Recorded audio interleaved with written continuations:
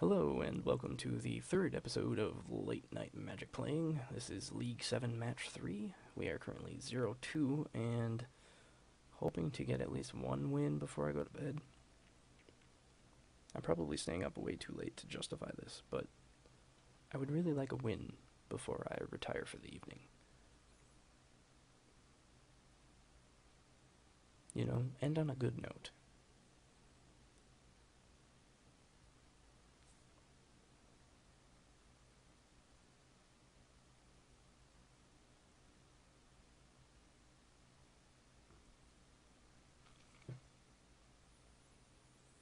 I wonder if there is a better sideboard or sideboard plan that I could have against Black-Red Hollow One. Aside from having counter spells, I'm not sure if I could. And to be honest, I like how the deck feels better when I'm not relying on counter spells. That could just be me. But I think I like having more proactive answers than reactive answers. Just sitting and holding back, for example, blue for Spell Pierce, feels bad in Affinity, except the times when it is a little later in the game and I have mana that's just sitting there. However, at the same time, there are times when drawing a counterspell late game feels really bad because you could alternatively be drawing some other threat. So I have mixed feelings as far as that goes. Mostly being when I was running counterspells, namely it was a variance of Stubborn Denial and Spell Pierce. I didn't like how the hands felt. I didn't like how sitting back on the spell felt.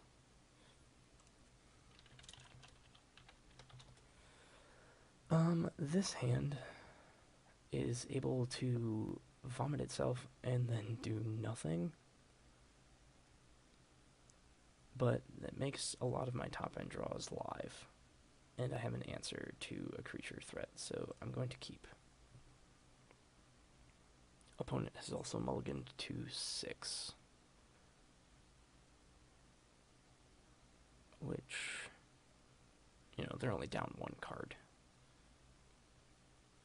So, Thoughtseize. Yeah, well, look upon my hand and take what you will. My guess would be Blaster Opal.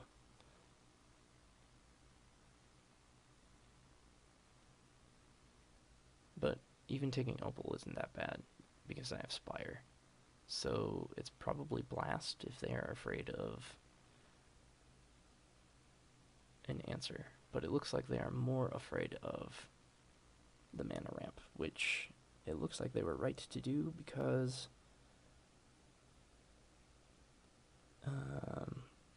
we could have gotten a turn. Well, we wouldn't have gotten that bad boy now. Because we would have had the Opal, which means we would have had 2 mana available. So we would have had to wait to get Master either way. But Master next turn would be great as long as they don't Thoughtseize us again. And if they do, well, them's the ropes. We will be left with a Memnite and Blinkmonk Nexus for threats. Until we draw something else, which we can desperately hope for, but not rely upon.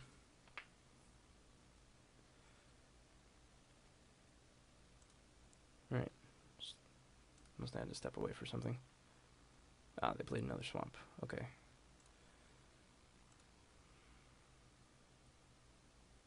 Ornithopter, yep. And yeah.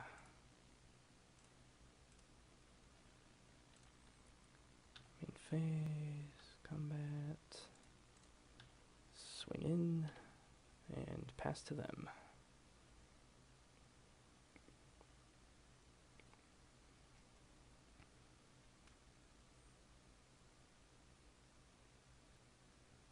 So this does leave our blast stuck in our hand and prone to hand disruption, but I think it's fairly obvious that Master of Ethereum is a much better threat to have on the board than to hold up Galvanic Blast.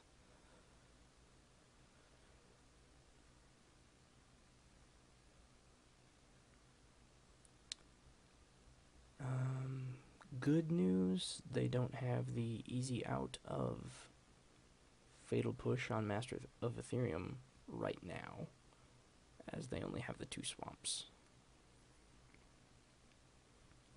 If their record is matching ours right now, then they are 0-2, which could mean that they are something a little less mainstream than I am unaware of. However, mostly they just seem to be a slow player.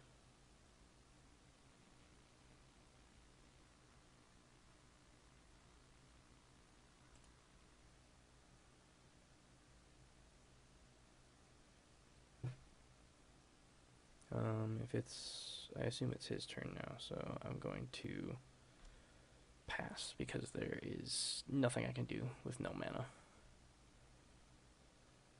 Green. The plot thickens. Sylvan Advocate. Interesting. I think I'm just gonna blast it to clear the way.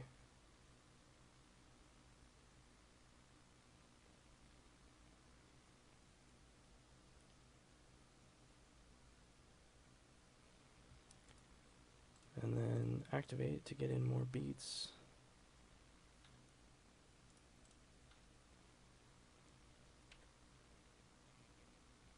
And more than likely go for the kill next turn. His outs at this point would be Fatal Push, but I would have thought that he would have played it already. Bantu's Last Reckoning, which luckily won't kill Blinkmoth Nexus, which means he would need to find another answer for that.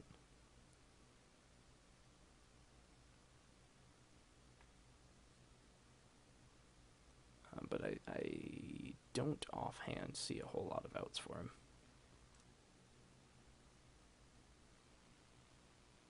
And they just keep... Okay. Yeah, this is... Well, we've seen very little of their deck. We've seen Sylvan Advocate, and we've seen Thoughtseize. I honestly have no idea. I'm gonna see if Modern Sylvan Advocate. It is a Google search. There's a couple of results on tappedout.net and another one. Something called Sylvan Punchlands. Just a forum post. And then another one called Land Advocate. Sylvan ends up getting 5 toughness. Tarmogoyf seems a bit prevalent. We only saw black-green. Yeah, I honestly have no idea what to do here. And they only did basics, so I don't think Blood Moon's going to work against them. Etched will probably work. I'm going to get rid of Memnites. I'm going to get rid of 1 Pest and 1 Overseer. And I'm going to go in like that.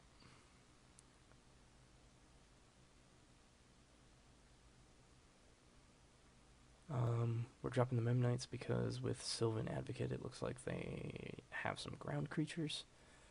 I'm going down the Pest and Overseer because they are both a little slower and dependent upon other creatures, Whereas these answers here can help us determine what's going on in their deck. Thoughtseize. Kill their threats, blast, and block / attack through anything, almost anything, with etched.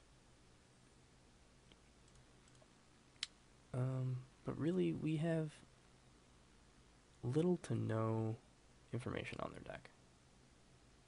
We saw, what, 2 cards? Thoughtseize and Advocate. I think that's it. And with the time that they've been taking, I really think they must be playing multiple games at the same time.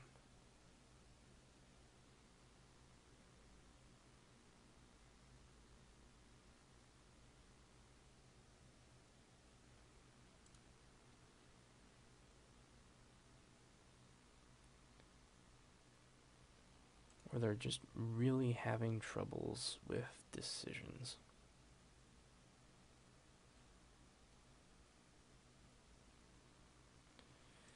Alright, this hand is incredibly slow and incredibly man-land heavy. But I guess it rocks out Signal Pest and stuff with potentially 2 Nexi of the Inkmoth variety, so I'm gonna try it. It's probably not a hand I would normally keep.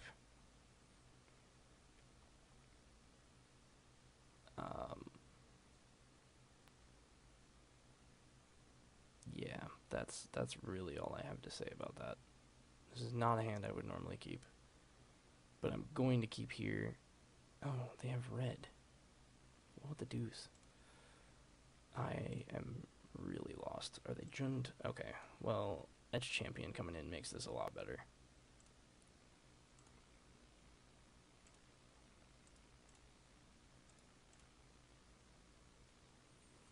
Pardon me for a second. Excuse me there, had a slight cough. Yeah, I guess the hope here is they don't have a Thoughtseize.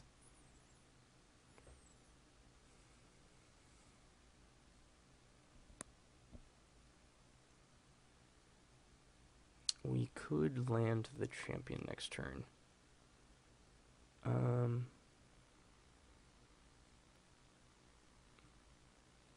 I think I like that, in the face of it potentially getting taken out of our hand. And then we can go with the Inkmoth shenanigans later.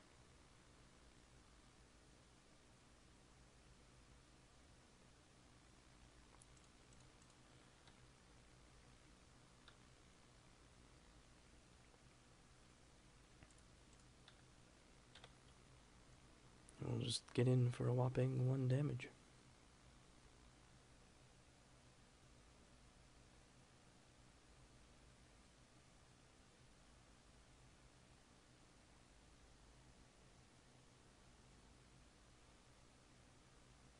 But this is the part that they seem to take so long with.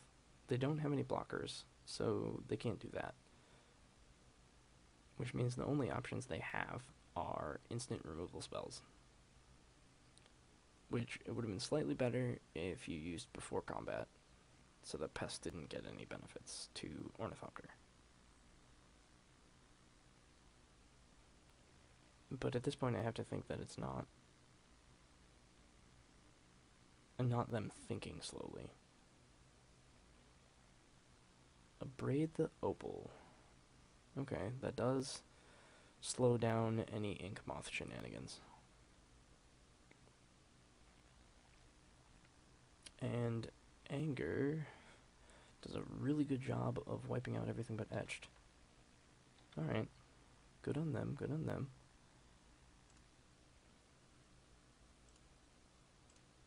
I'm going to play the Darksteel here to help protect Etched Champion. I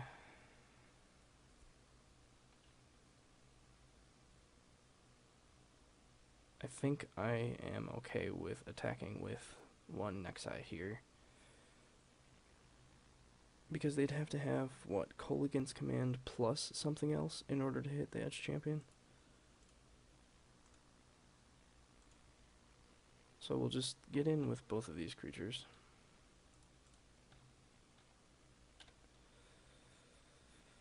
And start the race both ways. I guess alternatively I could have activated both of the Nexi, tapping the champion. Courser. I don't have any idea. There's this, like, Jund with Advocate, so what, budget Jund? That would make sense, I suppose.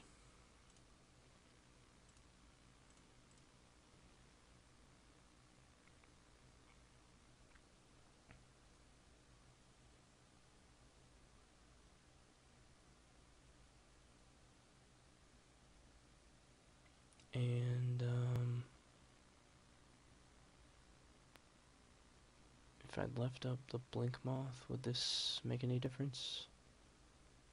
No, because I'd have to activate and I'd only have 1 mana available. I think we're just going in for the same attack that we did last turn.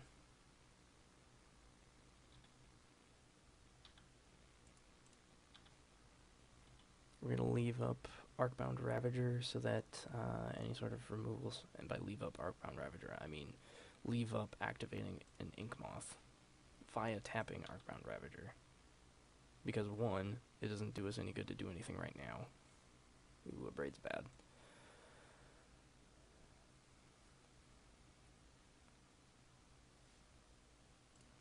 So they drew Overgrown Tomb.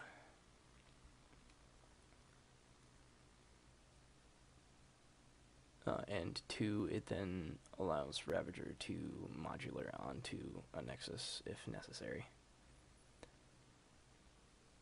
Though, probably want to be careful with that since Abraid is going to be going into their hand next turn.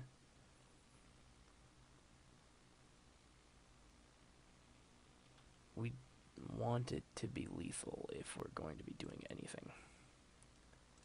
They have 3 cards in hand, which means it is dangerous to make a move with Inkmoth Nexus. Oh, that's not what I wanted. Undo. That one. Thank you. I then have the mana to activate the other one.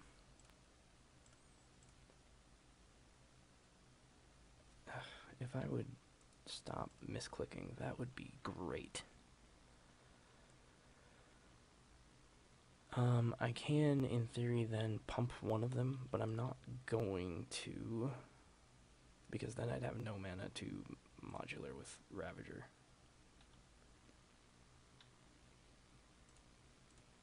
Also not going to attack with Ravager because that would be dumb.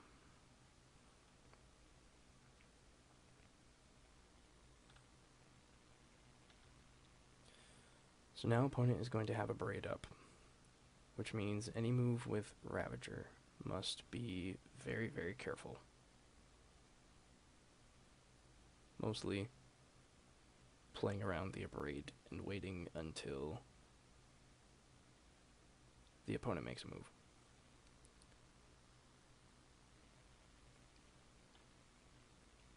That's fine, you can keep gaining life if you'd like.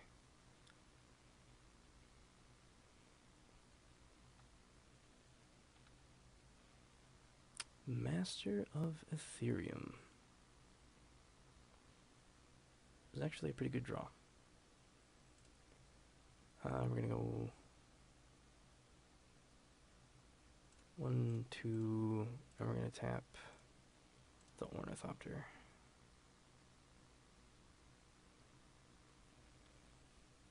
Which I maybe should not have done. I probably should have tapped a Ravager so I could attack profitably with Ornithopter, but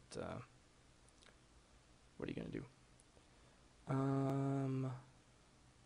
Of note, I now only have 1 Inkmoth Nexus activation, which is sad, but is fine.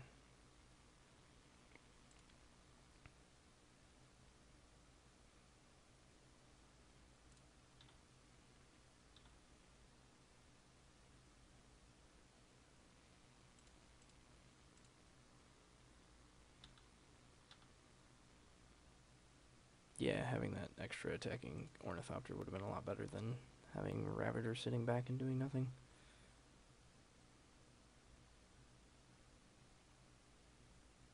Unfortunately, this attack also opens up this Nexus to end up doing nothing and giving him another shot at killing it. Yeah, destroy. Which sucks. But not much to be done there.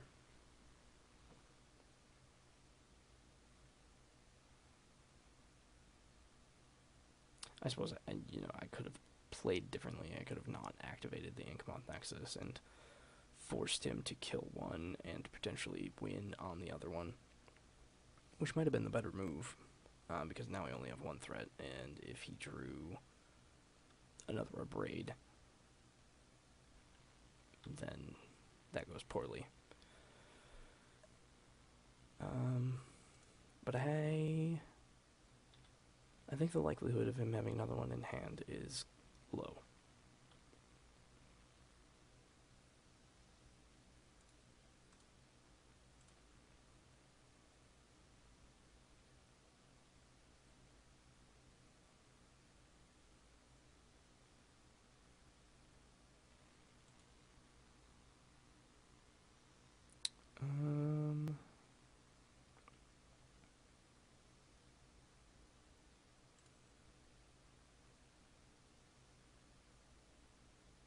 Guess 4 non-lands is all I get this game.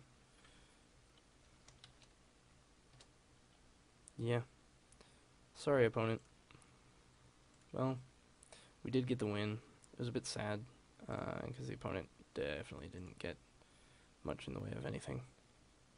But we got there, so huzzah to that. Puts us at a current record of 1-2, hoping to crawl our way back and win our entry fee. That'll take 2 more wins.